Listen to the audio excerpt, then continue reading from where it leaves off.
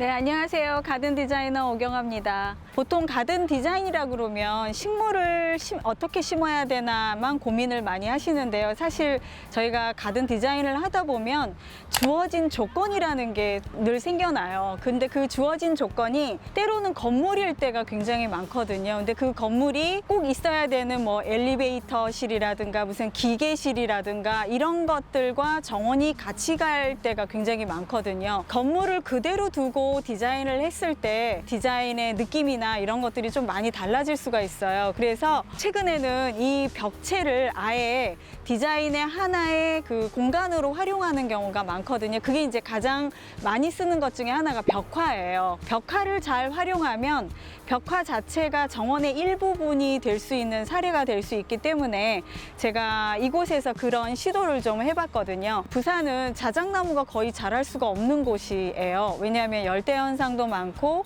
자작나무가 주로 이제 북쪽에서 자라는 식물이라서 남방 한계선이 있어서 부산에서는 좀 힘듭니다. 근데 자작나무가 좀 있으면 좋겠다라는 생각도 들고요. 그거를 벽화 속에서 좀 표현해 보면 어떨까 해서 커다란 건물을 운영하는데 꼭 필요한 건물들인데 그 건물을 색을 칠해서 자작나무의 느낌이 나게끔 그렇게 만들어 두었고요. 그 앞에 화단을 조성을 해서 조금은 자작나무 쉼터에 앉아 있는 듯한 그런 느낌이 들도록 연출을 해본 사례입니다.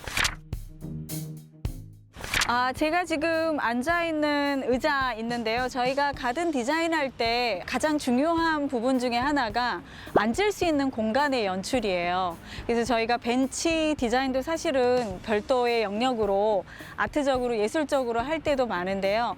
정원 안에서 어떤 공간에서 사람이 앉아서 쉴 수 있는 장소, 머물 수 있는 장소를 만들어줄 것인가에 대한 안배가 좀 필요합니다. 저희가 정원을 구성할 때는요. 서서 걸어가면서 볼 수 있는 풍경을 디자인할 때도 많은데요. 또 앉아 있을 수 있는 멈출 수 있는 공간을 디자인할 때도 있어야 돼요. 그래서 정원 디자인이 두 개가 밸런스가 좀 맞아야 돼요. 어떤 부분은 걸어가면서 속도감 있게 빠져나가는 그런 디자인이 있다면 어떤 공간에서는 앉아서 멈추어지는 공간이 좀 있어야 되거든요. 그 멈추는 공간에 연출할 때 가장 우리가 많이 쓰는 것 중에 하나가 앉는 이런 벤치 의자를 놓는 거라든가 아니면 어떤 물 같은 것들을 연출해서 연못이나 이런 것들을 만들어 놓는다든가 그것도 아니면 파이어플레이스라고 그래서 왜 그 모닥불 피워놓는 공간들 이런 것도 다 사실은 멈추는 공간의 디자인이거든요. 그래서 그런 사람이 머물 수 있는 공간에 대한 디자인에 대한 안배, 그래서 전체적으로 흐르는 디자인도 있지만 잠시 멈추는 디자인도 꼭 필요해서 이런 의자 조성에 대한 디자인 사례를 좀 보여드리려고 합니다.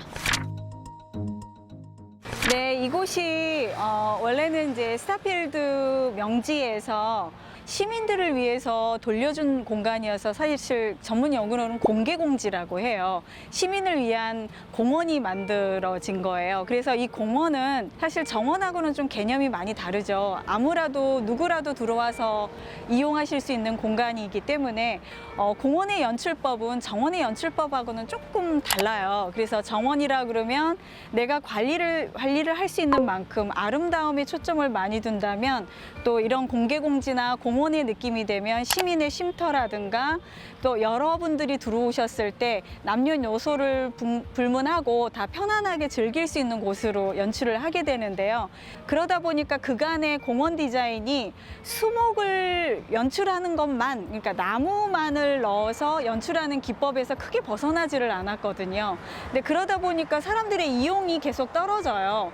왜냐하면 예쁜 초본 식물의 화려한 꽃도 보고 싶고 내 집 정원에 앉아있는 듯한 느낌도 갖고 싶기는 한데 공원에 가면 그런 느낌을 얻을 수가 없잖아요. 그래서 이 부분에 대해서는 일부 구역별로는 좀 정원의 느낌이 나게 초화식물들이 아름답게 사계절 꽃을 피우게끔 구성하고 앉을 수 있는 자리도 넣으면서 또 공원으로서의 수목도 우거지게끔 그렇게 조성이 된 곳이라고 보면 되고요.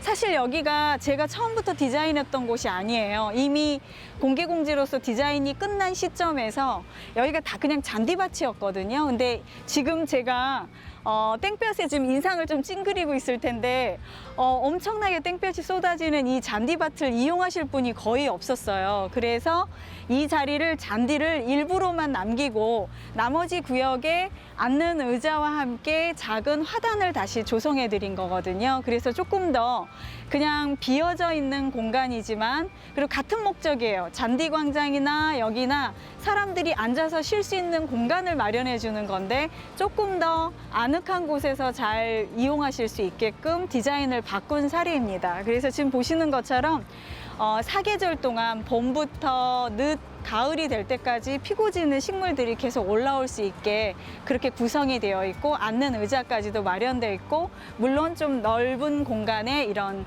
잔디 부분도 그대로 살려둔 사례라고 볼 수 있습니다. 이 동영상 마무리하면서 가든 디자인 팁 정리해서 한 번만 더 알려드릴게요. 일단 첫 번째는 어쩔 수 없이 자리해야 되는 그런 좀 건물이라든가 이런 부분들은 벽화나 이런 것들을 통해서 가든 디자인의 한 부분으로 흡수하시는 게 굉장히 좋은 방법이시고요. 그리고 또 하나의 팁은 걸어가면서 즐기는 정원의 동적인 공간 연출도 반드시 필요하지만 멈추는 공간의 그 구성도 꼭 필요하다. 그 밸런스가 중요하다는 거죠.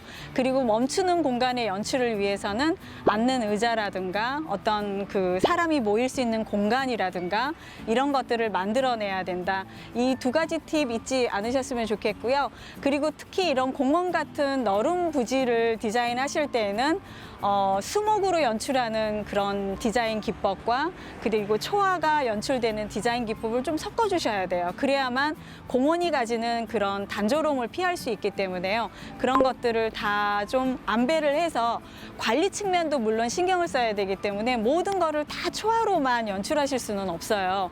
그래서 그런 것들을 제한을 두실 때는 제한을 두시고 또 수목을 이용하실 때는 이용을 하시고 이런 좀 균형 있는 디자인 감각이 필요하다. 이런 것들을 팁으로 드릴게요. 감사합니다.